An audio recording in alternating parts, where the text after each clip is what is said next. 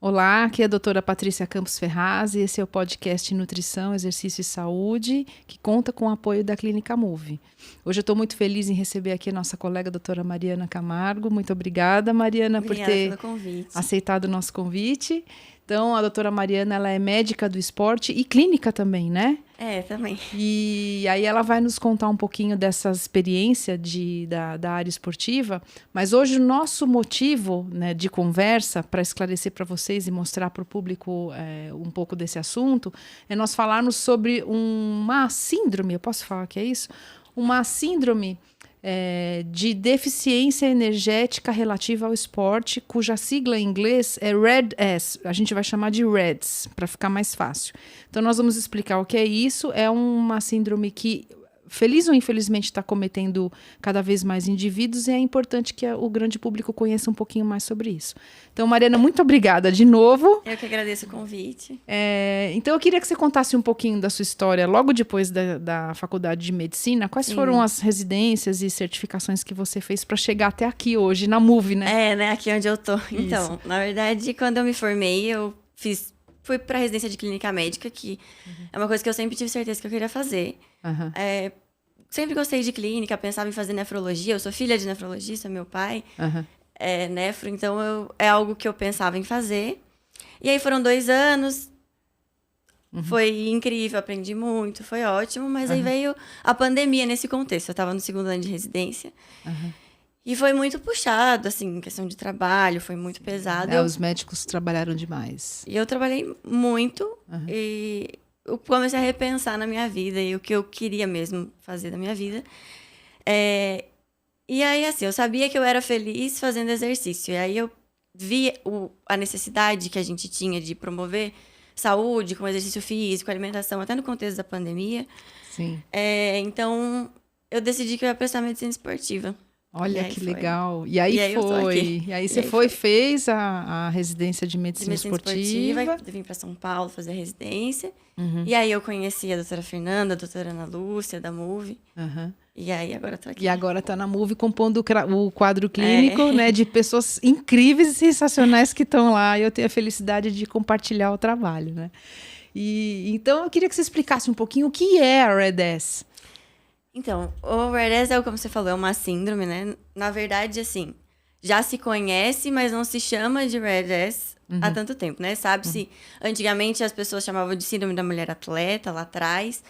Aí só em 2014 que chamaram pela primeira vez de RED-S, que é uma síndrome que ela é ocasionada pela baixa disponibilidade energética problemática, que eles chamam, que afeta funções fisiológicas diversas, tem um componente psicológico muito importante.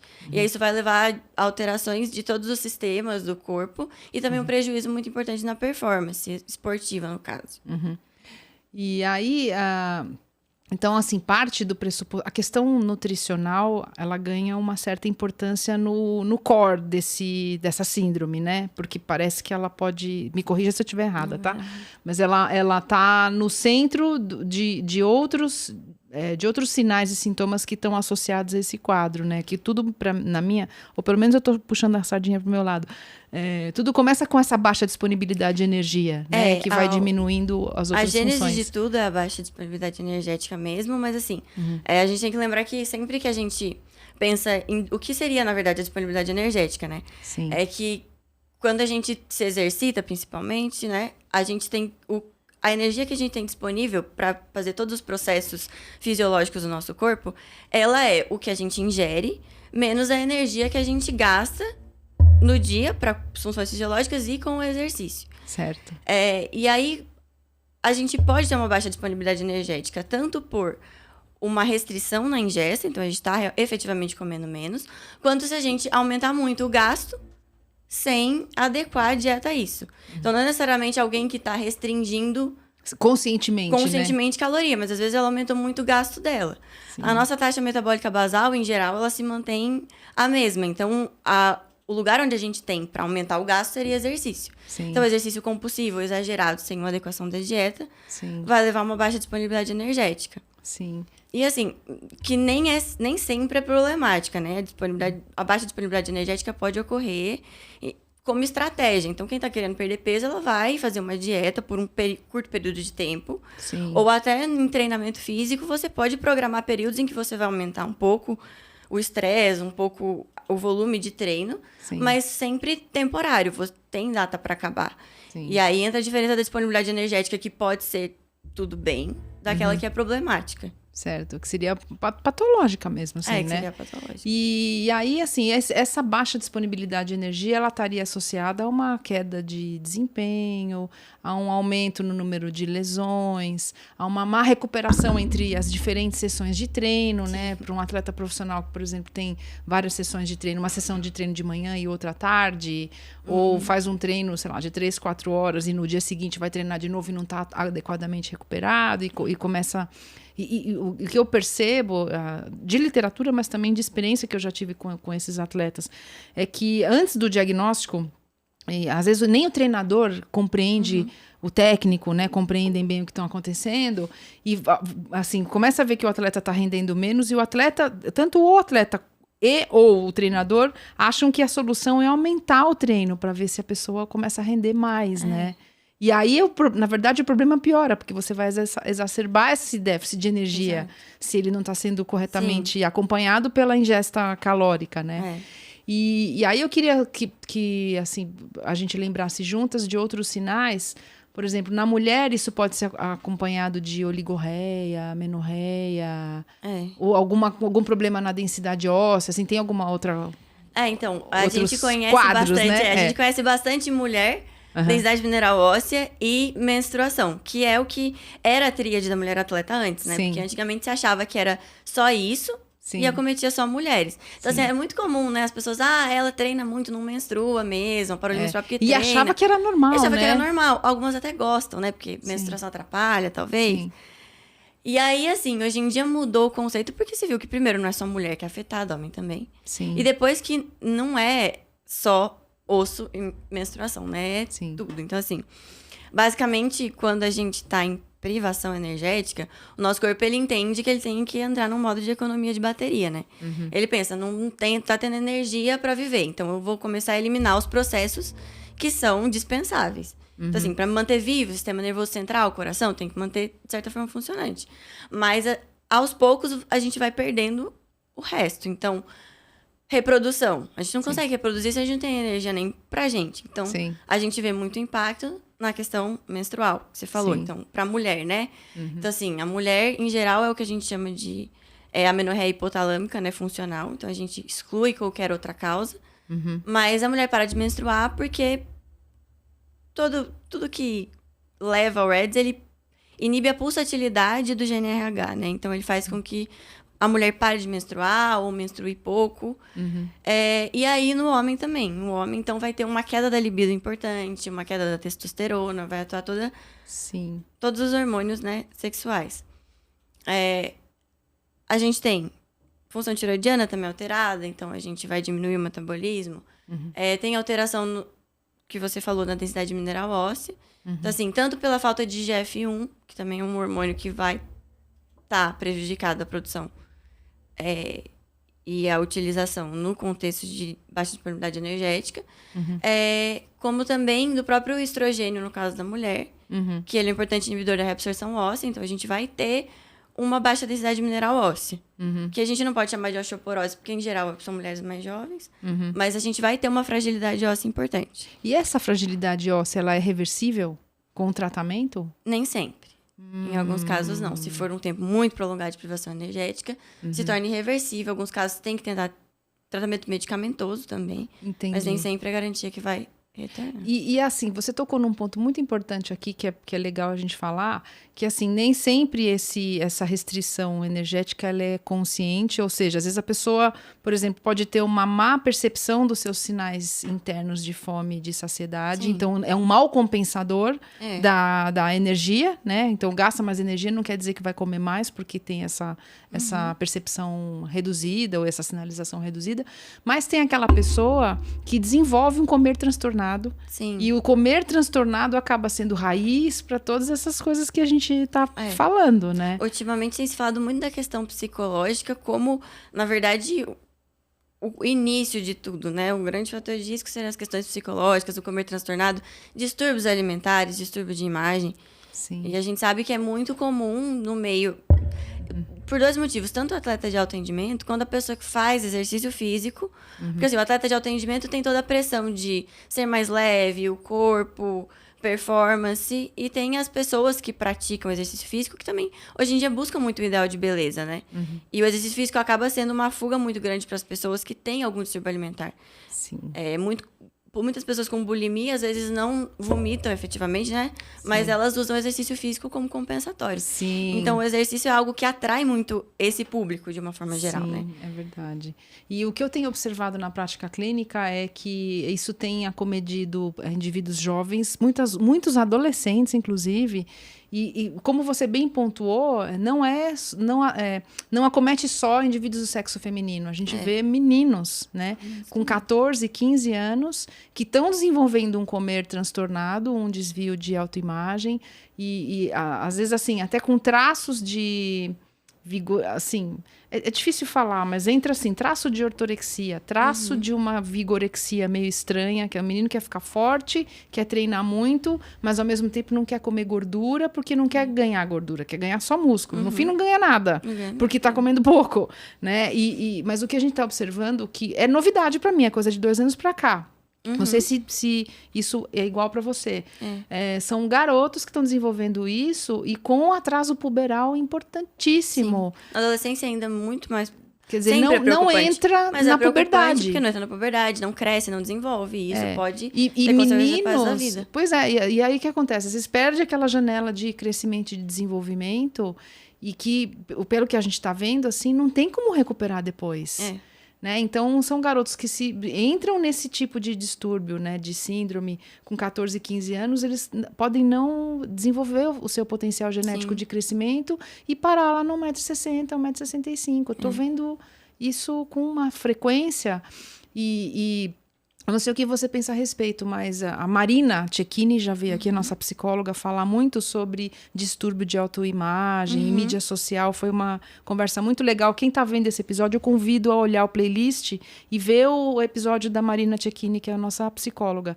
Mas eu não sei qual que é a sua visão sobre isso, mas eu penso que a mídia social parece ter uma influência importante nesse comportamento transtornado dos jovens com relação ao corpo e com a alimentação. O que você pensa sobre isso? Não, eu acho que sim. Assim, mulher, historicamente, a gente sabe que sempre sofreu uma pressão muito grande por um ideal estético. Que antes da mídia social era das revistas. Era da revista, era da TV. Isso. E aí, assim, você pega até atleta de alto rendimento, por exemplo.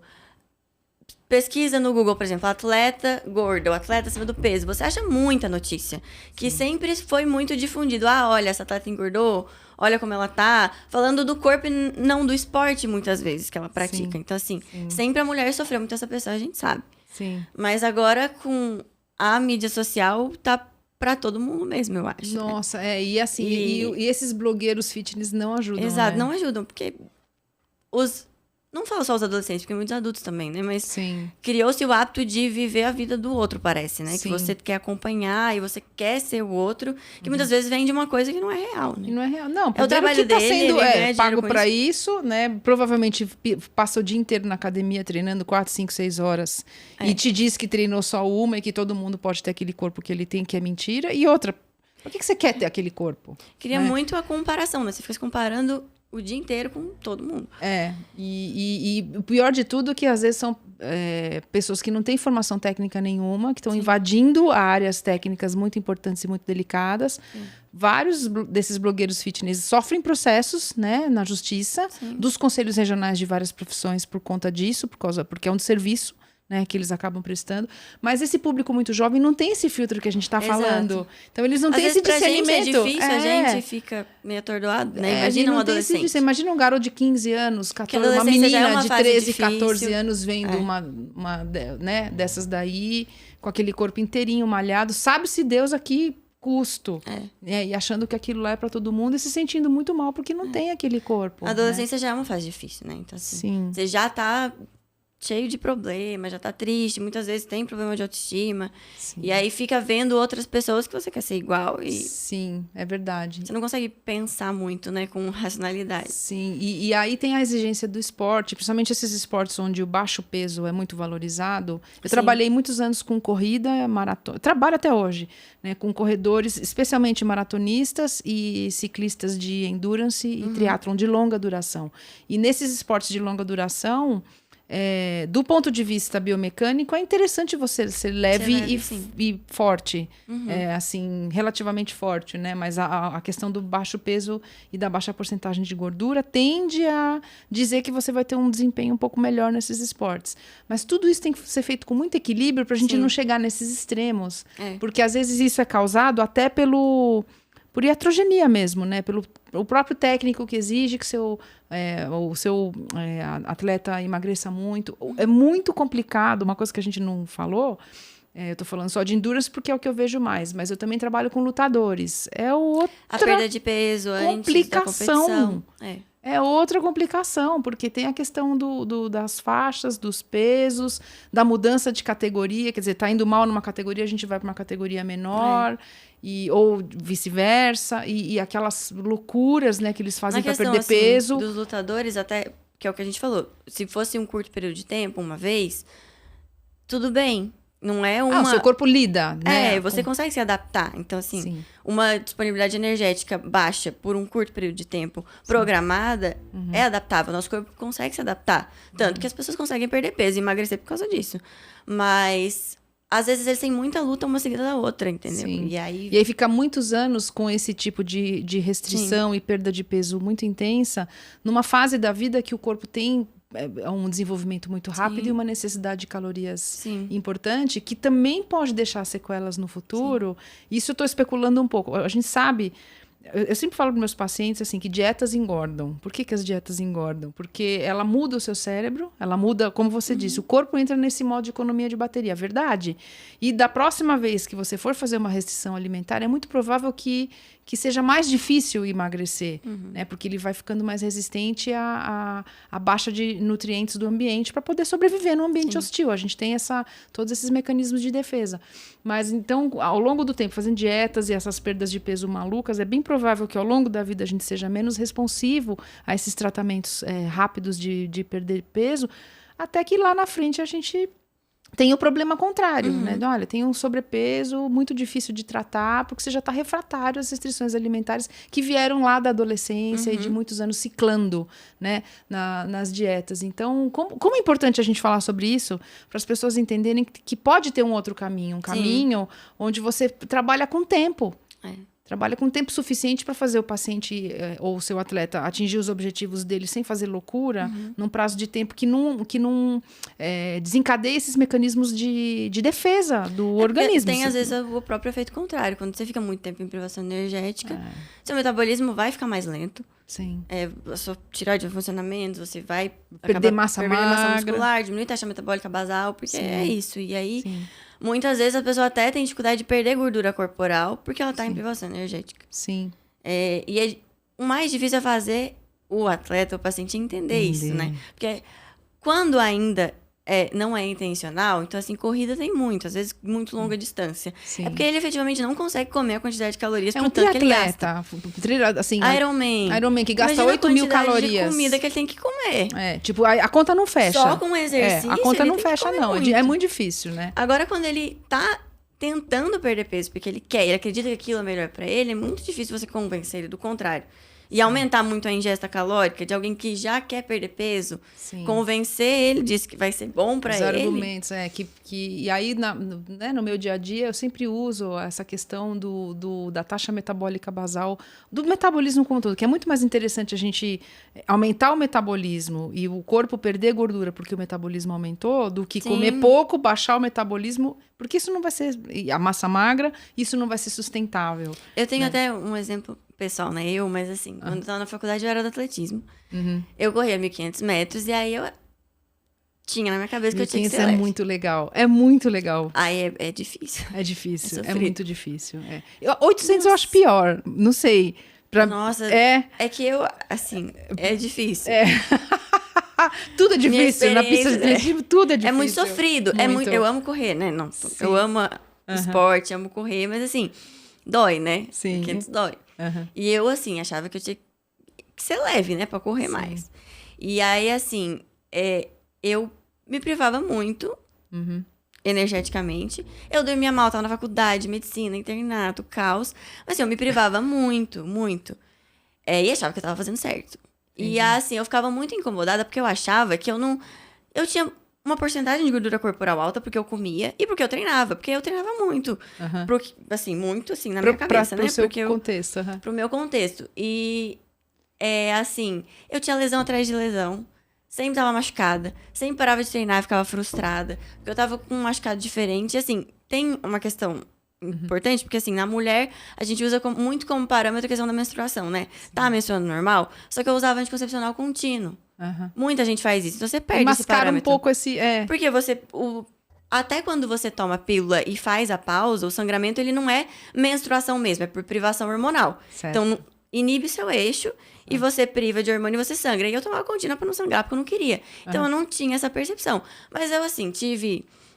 Enfim, infinitas lesões. Entendi. E aí, no meu último ano, eu cheguei, não, vou no nutricionista, porque eu quero perder gordura corporal. Eu não tô conseguindo, tá muito estranho, tô sempre cansada, eu não dormia direito.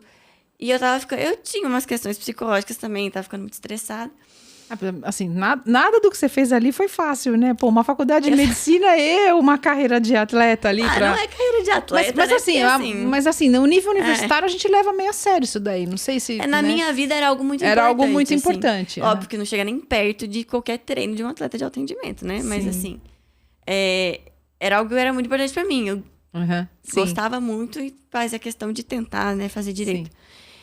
E aí eu fui no nutricionista, lembro que ele falou, nossa, mas você tá comendo muito pouco. E assim, não é que ele dobrou, acho que ele quadruplicou o que eu comia, ele mandou eu comer muito. E eu pensei, gente, esse homem tá louco, né? O que tá acontecendo? Assim, eu não comia quase nada, eu comia, sei lá, meia colher de pá de amendoim à tarde, com meio scoop de whey, e ele quer que eu coma uma batata doce inteira, entendeu? Como arroz, muito estranho. Porque eu fazia ainda pouco carboidrato. Porque eu achava, não, vou restringir caloria com carboidrato. Porque eu comia realmente muito pouco. Eu fui pegar minhas dietas da época pra analisar hoje em dia. Eu falava, gente, que loucura. Daí ele falou, vamos fazer um teste de 1 mês.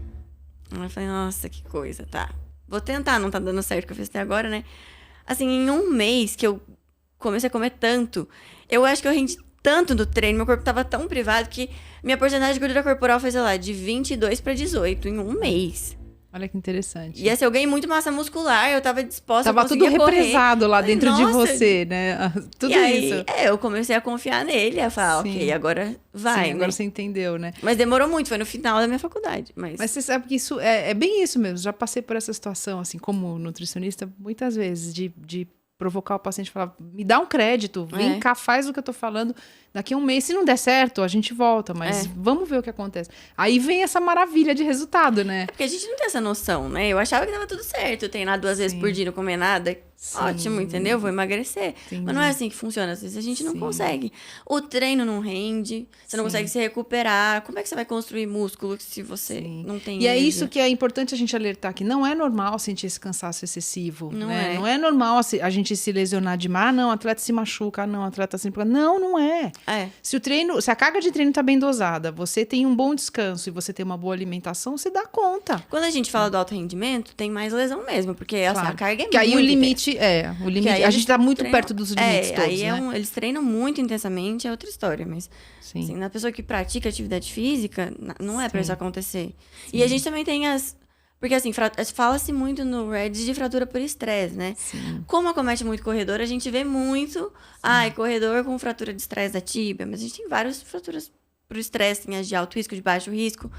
Pode ser simplesmente biomecânico? Pode, mas a gente sempre tem que pensar na possibilidade.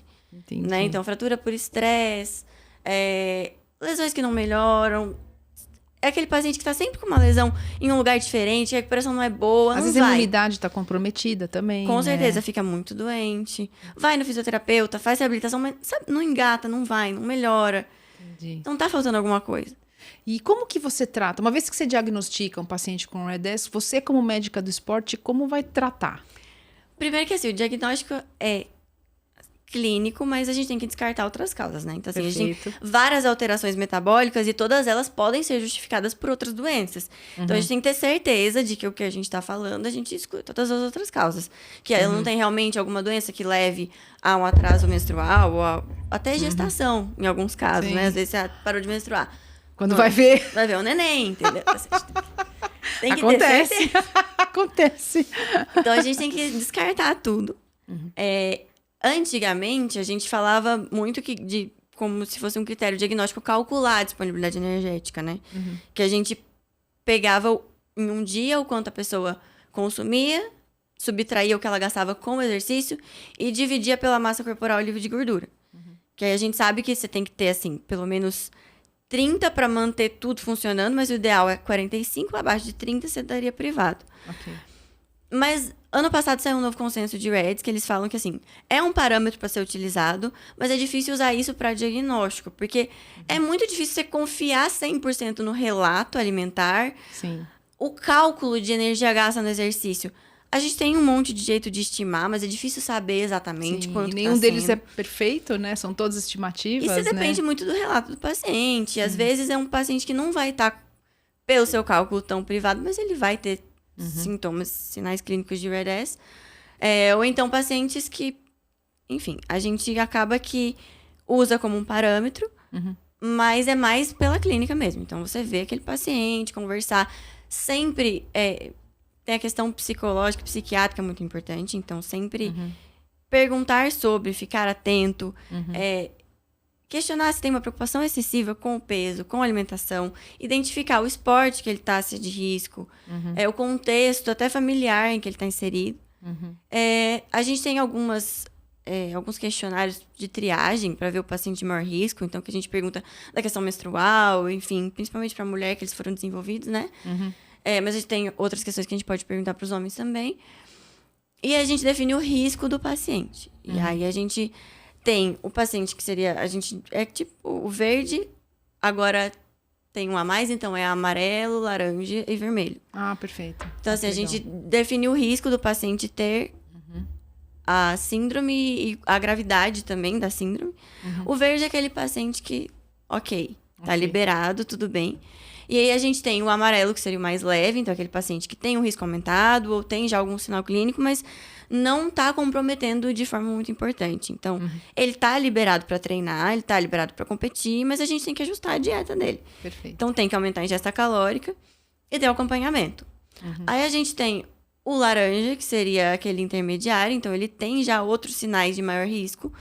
É um pouco mais grave, então a gente pode deixar ele treinar, mas a gente tem que aumentar a ingesta calórica e a gente tem que acompanhar periodicamente. Então, a gente tem que ter certeza que ele está tendo acompanhamento com profissionais, né? É uma equipe multidisciplinar, que é o que a gente precisa. Sim. E a gente tem o paciente vermelho, que é aquele que tem sinais de gravidade, que tem sintomas mais importantes, que é mais grave. Alguns casos até que precisa de internação hospitalar, quando é mais grave. E esse você tem que tirar do treino, Você tira do treino, você tira da competição. É aquele paciente que... Porque o laranja, você ainda adapta o treino em algumas questões, né? Toda competição que ele vai, não é todo treino que ele vai fazer, às vezes você vai precisar adaptar. Certo. Agora, o vermelho não, você vai tirar até que ele realmente comece o tratamento, efetivamente comece a aumentar a ingesta calórica e a gente veja que está respondendo. Entendi. A gente tem até um termo de compromisso que a gente tem que usar em alguns casos, em que o paciente assina, ele se compromete com o tratamento. Entendi. Porque, e é interessante você falar que acho que é uma doença até de um tratamento desafiador, porque ele exige uma equipe multidisciplinar, né? Exige uma equipe multidisciplinar, exige que o paciente queira, né?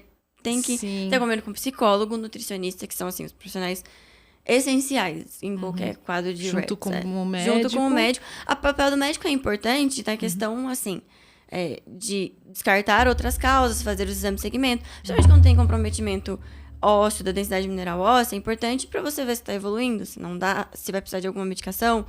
Alguns casos precisa de reposição hormonal quando é mulher. Então, nesse ponto é importante. Mas quando você vai falar do tratamento efetivamente, assim... A gente precisa do nutricionista, a gente precisa do psicólogo. Sim. E tem que envolver o técnico, o preparador físico, o fisioterapeuta, enfim. Eu trabalho muito com fisioterapeutas, né? E assim, a gente sempre conversa sobre isso. Assim, eu acho que o papel do fisioterapeuta é essencial. Não só no tratamento de lesões, mas muitas vezes, principalmente quando a gente fala de atleta, são eles que identificam o paciente. Sim. Porque assim, o paciente ele não vai chegar pra você e falar, olha, tô comendo pouco, tá? Então tô machucado, tô machucando muito, acho que eu preciso comer mais.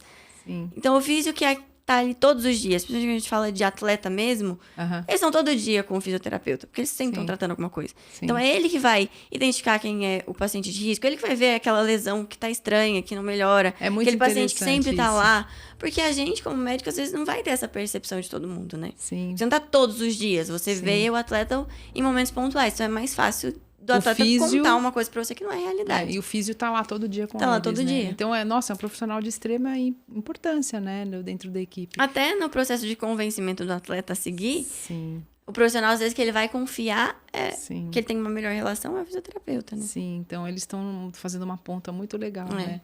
E... Olha, a gente já atingiu os 30 minutos, viu? Olha como passou rápido, né? E você gostaria de deixar uma take-home message, assim, se as pessoas que estão assistindo esse episódio tiverem algum desses sinais e sintomas que você falou, como que elas deveriam agir? Quem que elas devem procurar? Eu acho que, assim, primeiro, então, assim, tá lesionando muito, tá com problema de sono, ou até sabe que tem uma questão psicológica importante, entende que sua relação com o exercício não tá saudável, porque o exercício é saudável, mas a gente sabe que às vezes para algumas pessoas não é, procurar um profissional de saúde que você confie. Eu acho que o principal é isso, independente se vai ser o seu nutri, se vai ser seu psicólogo, se vai ser seu físio, ou se vai ser o seu médico. E contar, compartilhar, e aí dar seguimento. Provavelmente ele vai ser encaminhado para outros profissionais, né? Sim.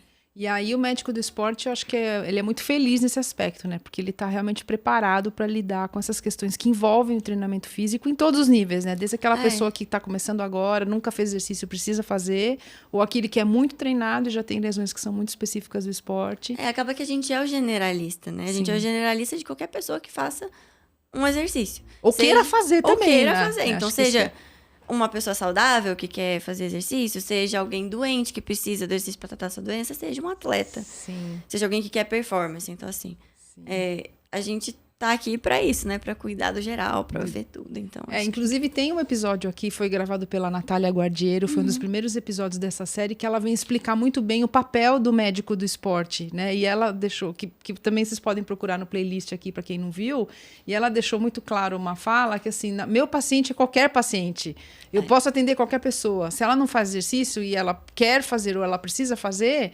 provavelmente ela vai precisar do que eu sei, né? E aquele indivíduo que faz exercício e já tem outras questões para serem resolvidas, eu também estou preparado para atender, né? Então quando é muito legal essa área, né? Quando for uma coisa muito especializada, quando for um problema mais complexo, a gente vai encaminhar para o profissional especialista, mas sempre tendo o retorno, porque a intenção é você cuidar da saúde, você gerenciar, você ser um médico referência. Sim. Perfeito. Aquele praticante de atividade física. Do esporte, né? E do atleta ou do poder ter essa visão geral, né? Enxergar tudo, ver o que tá precisando. Sim. E no REDS é muito importante, né? É muito importante e a gente deixa esse alerta, né? Então não é normal se cansar, não é normal não menstruar, não é normal se lesionar demais, não é normal não render no treino por muito tempo. Tem alguma, né? Esses são sinais de alerta que tem que fazer a pessoa. E nem sempre você comer pouco ou comer só muito certo quer dizer que você vai ter performance. Ou que isso é super, hiper saudável ou adequado, tem, né? Tem a questão de pessoas que têm aquela fissura por só alimentos saudáveis, né? E não é que também, é um problema, né? Que é ortorexia. Isso, né? Você só... Também não é normal. Não sei se normal, mas assim, é uma distorção do que é adequado. Exatamente. Porque a gente precisa saber que comer faz parte da vida e tudo bem, às vezes, a gente comer...